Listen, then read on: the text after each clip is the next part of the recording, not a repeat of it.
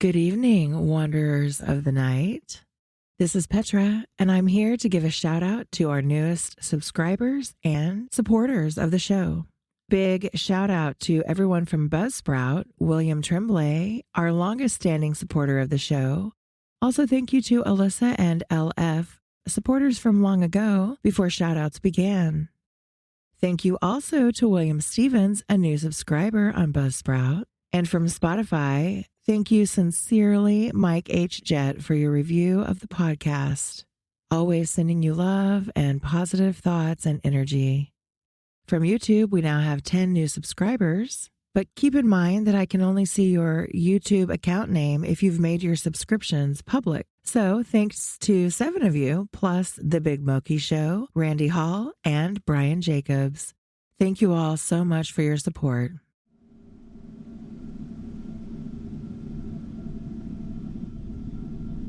Welcome, wanderers of the night, to Petra's Dark and Dreamy, where shadows dance and dreams drift through the twilight. I'm Petra, your guide through this realm where the boundaries of reality blur and the mystical becomes tangible. Tonight, we plunge into the depths of the unknown, exploring stories that shimmer in the darkness and ideas that echo through the silence. So find a cozy nook, let the world outside fade away, and prepare to embark on a journey where the night is always young and the dreams are endlessly alluring. Are you ready to embrace the dark and the dreamy? Then let's begin. And remember to listen with the lights off. At the Mountains of Madness by H.P. Lovecraft. Chapter 8. Naturally, Danforth and I studied with especial interest and a peculiarly personal sense of awe everything pertaining to the immediate district in which we were. Of this local material, there was naturally a vast abundance, and on the tangled ground level of the city we were lucky enough to find a house of very late date, whose walls, though somewhat damaged by a neighboring rift, contained sculptures of decadent workmanship, carrying the story of the region much beyond the period of the Pliocene map whence we derived our last general glimpse of the pre-human world. This was the last place we examined in detail, since what we found there gave us a fresh immediate objective. Certainly, we were in one of the strangest, weirdest, and most terrible of all the corners of Earth's globe. Of all existing lands, it was infinitely the most ancient, and the conviction grew upon us that this hideous upland must indeed be the fabled nightmare plateau of Ling, which even the mad author of the Necronomicon was reluctant to discuss. The great mountain chain was tremendously long, starting as a low range at Leopold Land on the coast of Weddell Sea and virtually crossing the entire continent. The really high part stretched in a mighty arc from about latitude 82 degrees east, longitude 60 degrees, to latitude 70 degrees east, longitude 115 degrees, with its concave side toward our camp and its seaward end in the region of that long, ice-locked coast whose hills were glimpsed by Wilkes and Mawson at the Antarctic Circle. Yet, even more monstrous exaggerations of nature seemed disturbingly close at hand. I have said that these peaks are higher than the Himalayas, but the sculptures forbid me to say that they are Earth's highest. That grim honor is beyond doubt reserved for something which half the sculptures hesitated to record at all, whilst others approached it with obvious repugnance and trepidation. It seems that there was one part of the ancient land, the first part that ever rose from the waters after the earth had flung off the moon and the old ones had seeped down from the stars, which had come to be shunned as vaguely and namelessly evil. Cities built there had crumbled before their time and had been found suddenly deserted. Then, when the first great earth-buckling had convulsed the region in the Comanchean age, a frightful line of peaks had shot suddenly up amidst the most appalling din and chaos. and Earth had received her loftiest and most terrible mountains. If the scale of the carvings was correct, these abhorred things must have been much over 40,000 feet high, radically vaster than even the shocking mountains of madness we had crossed. They extended, it appeared, from about latitude 77 degrees east, longitude 70 degrees, to latitude 70 degrees east, longitude 100 degrees, less than 300 miles away from the dead city, so that we would have spied their dreaded summits in the dim western distance had it not been for that vague opalescent haze. Their northern end must likewise be visible from the long Antarctic Circle coastline at Queen Mary Land. Some of the old ones, in the decadent days, had made strange prayers to those mountains, but none ever went near them or dared to guess what lay beyond. No human eye had ever seen them, and as I studied the emotions conveyed in the carvings, I prayed that none ever might. There are protecting hills along the coast beyond them, Queen Mary and Kaiser Wilhelm lands, and I thank heaven no one has been able to land and climb those hills. I am not as skeptical about old tales and fears as I used to be, and I do not laugh now at the pre-human sculptor's notion that lightning paused meaningfully now and then at each of the brooding crests, and that an unexplained glow shone from one of those terrible pinnacles all through the long polar night. There may be a very real and very monstrous meaning in the old narcotic whispers about Kadath in the cold waste. But the terrain close at hand was hardly less strange, even if namelessly accursed. Soon after the founding of the city, the great mountain range became the seat of the principal temples, and many carvings shewed what grotesque and fantastic towers had pierced the sky, where now we saw only the curiously clinging cubes and ramparts. In the course of ages, the caves had appeared and had been shaped into adjuncts of the temples. With the advance of still later epochs, all the limestone veins of the region were hollowed out by groundwaters, so that the mountains, the foothills, and the plains below them were a veritable network of connected caverns and galleries. Many graphic sculptures told of explorations deep underground and of the final discovery of the Stygian sunless sea that lurked at Earth's bowels. This vast, nighted gulf had undoubtedly been worn by the great river which flowed down from the nameless and horrible westward mountains, and which had formerly turned at the base of the Old One's range and flowed beside that chain into the Indian Ocean between Bud and Totten lands on Wilkes's coastline.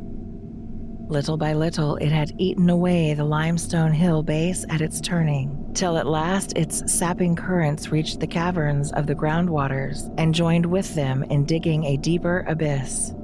Finally, its whole bulk emptied into the hollow hills and left the old bed toward the ocean dry. Much of the later city, as we now found it, had been built over that former bed. The old ones, understanding what had happened and exercising their always keen artistic sense, had carved into ornate pylons those headlands of the foothills where the great stream began its descent into eternal darkness. This river, once crossed by scores of noble stone bridges, was plainly the one whose extinct course we had seen in our aeroplane survey. Its position in different carvings of the city helped us to orient ourselves to the scene as it had been at various stages of the region's age-long, aeon-dead history, so that we were able to sketch a hasty but careful map of the salient features, squares, important buildings, and the like, for guidance in further explorations.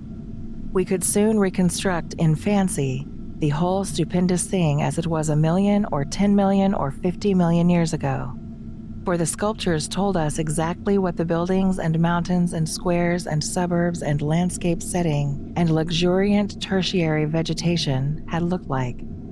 It must have had a marvelous and mystic beauty, And as I thought of it, I almost forgot the clammy sense of sinister oppression with which the city's inhuman age and massiveness and deadness and remoteness and glacial twilight had choked and weighed on my spirit.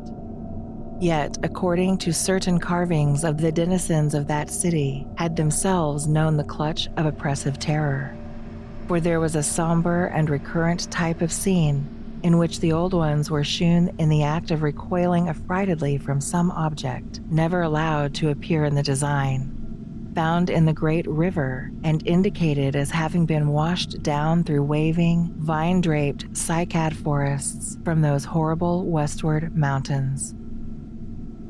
It was only in the one late-built house with the decadent carvings that we obtained any foreshadowing of the final calamity leading to the city's desertion.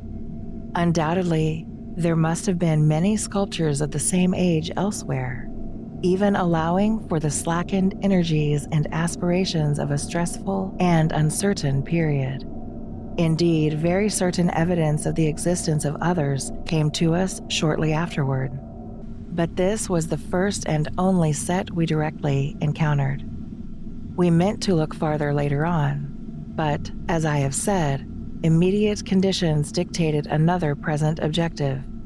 There would, though, have been a limit, for after all hope of a long future occupancy of the place had perished among the old ones, there could not but have been a complete cessation of mural decoration.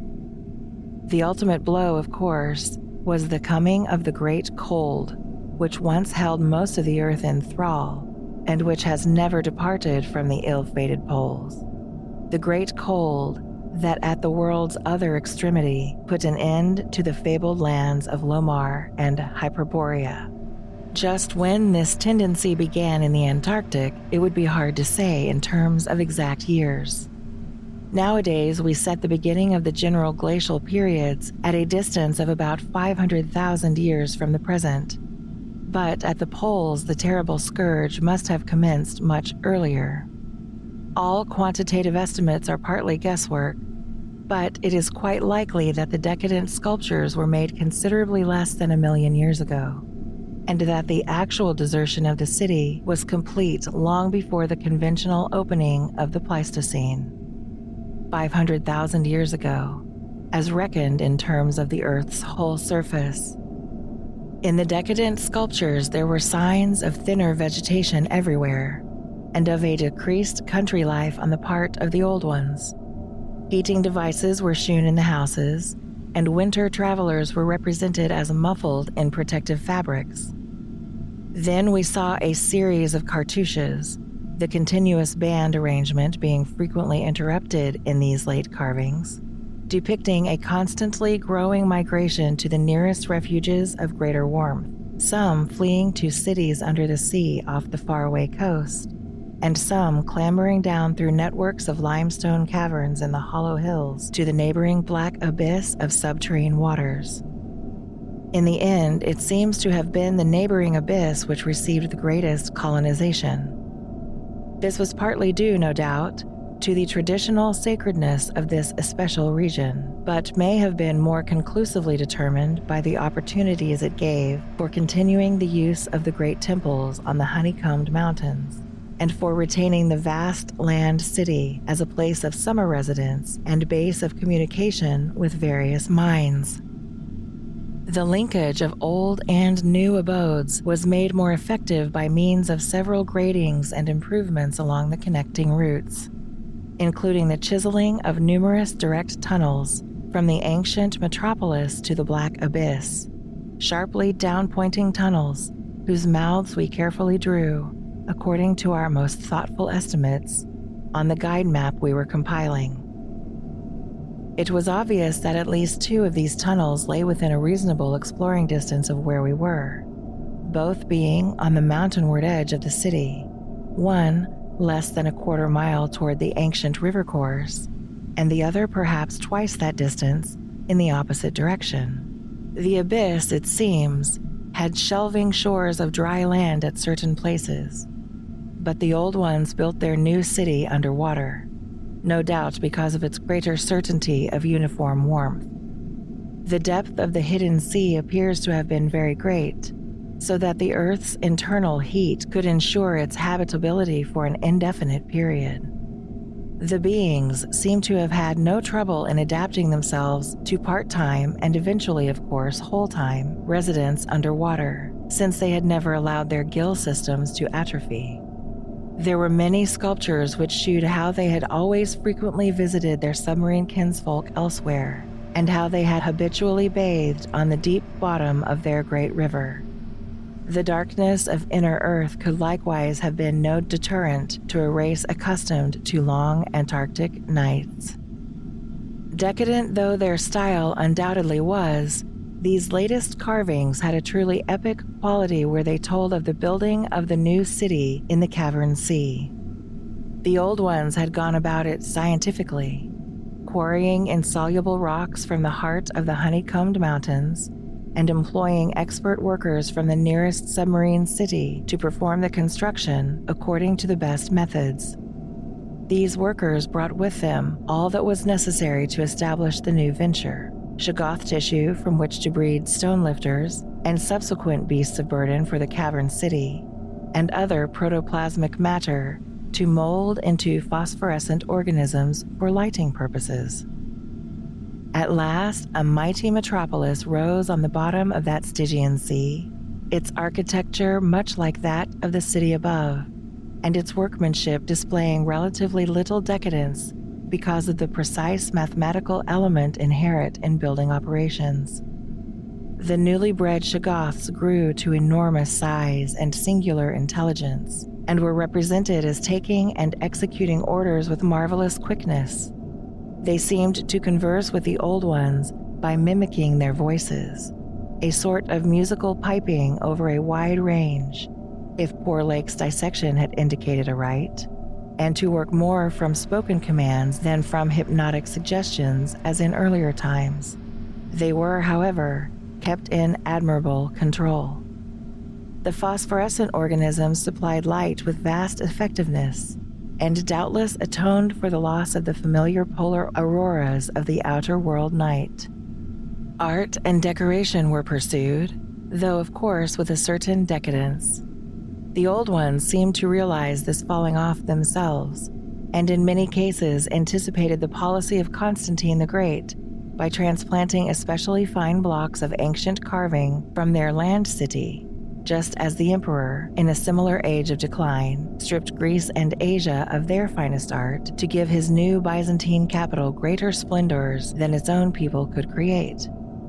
That the transfer of sculptured blocks had not been more extensive was doubtless owing to the fact that the land city was not at first wholly abandoned. By the time total abandonment did occur, it surely must have occurred before the polar Pleistocene was far advanced. The old ones had perhaps become satisfied with their decadent art, or had ceased to recognize the superior merit of the older carvings.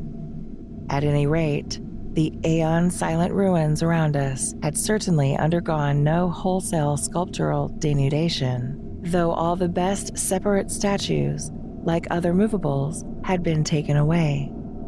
The decadent cartouches and dados telling this story were, as I have said, the latest we could find in our limited search. They left us with a picture of the old ones shuttling back and forth betwixt the land city in summer and the sea cavern city in winter, and sometimes trading with the sea-bottom cities off the Antarctic coast. By this time, the ultimate doom of the land city must have been recognized, for the sculptures shewed many signs of the cold's malign encroachments. Vegetation was declining, and the terrible snows of the winter no longer melted completely even in midsummer. The saurian livestock were nearly all dead, and the mammals were standing it none too well. To keep on with the work of the upper world, it had become necessary to adapt some of the amorphous and curiously cold-resistant shoggoth to land life, a thing the old ones had formerly been reluctant to do. The great river was now lifeless, and the upper sea had lost most of its denizens, except the seals and whales. All the birds had flown away, save only the great, grotesque penguins. What had happened afterward, we could only guess. How long had the new sea cavern city survived? Was it still down there, a stony corpse in eternal blackness? Had the subterranean waters frozen at last? To what fate had the ocean-bottom cities of the outer world been delivered? Had any of the old ones shifted north ahead of the creeping ice cap? Existing geology shews no trace of their presence. Had the frightful Migo been still a menace in the outer land world of the north? Could one be sure of what might or might not linger even to this day in the lightless and unplumbed abysses of Earth's deepest waters? Those things had seemingly been able to withstand any amount of pressure, and men of the sea have fished up curious objects at times. And has the killer whale theory really explained the savage and mysterious scars on Antarctic seals noticed a generation ago by Borchgrevink? The specimens found by Poor Lake did not enter into these guesses, for their geologic setting proved them to have lived at what must have been a fairly early date in the land city's history. They were, according to their location, certainly not less than 30 million years old, and we reflected that in their day the sea cavern city, and indeed the cavern itself, had no existence. They would have remembered an older scene, with lush tertiary vegetation everywhere, a younger land city of flourishing arts around them, and a great river sweeping northward along the base of the mighty mountains toward a faraway tropic ocean. And yet, we could not help thinking about these specimens, especially about the 8 perfect ones that were missing from Lake's hideously ravaged camp. There was something abnormal about that whole business. The strange things we had tried so hard to lay to somebody's madness, those frightful graves, the amount and nature of the missing material, Gedney, the earth's toughness of those archaic monstrosities, and the queer, vital freaks the sculptures now shewed the race to have. Danforth and I had seen a good deal in the last few hours, and we were prepared to believe and keep silent about many appalling and incredible secrets of primal nature.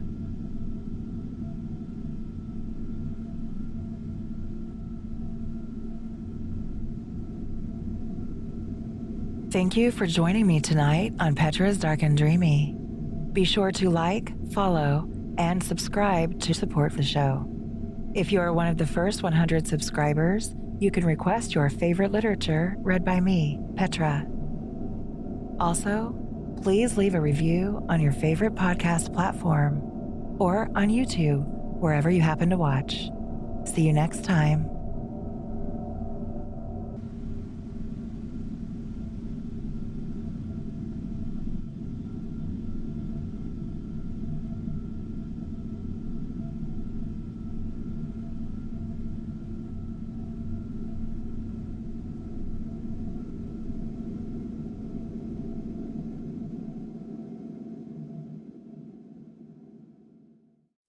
Keep sleeping soundly. Keep sleeping soundly.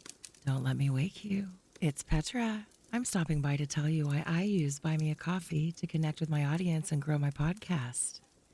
As a podcaster, Buy Me a Coffee has been a game changer for me. It's the easiest way for my listeners to support the show directly, whether through one-time donations or monthly memberships. The best part is that I get to keep it simple and focus on creating content. I love it because I can unlock steady income with membership tiers and recurring support. I share exclusive content, behind-the-scenes moments, and early access just for my supporters. And there are no complicated setups or hidden fees for you or for me.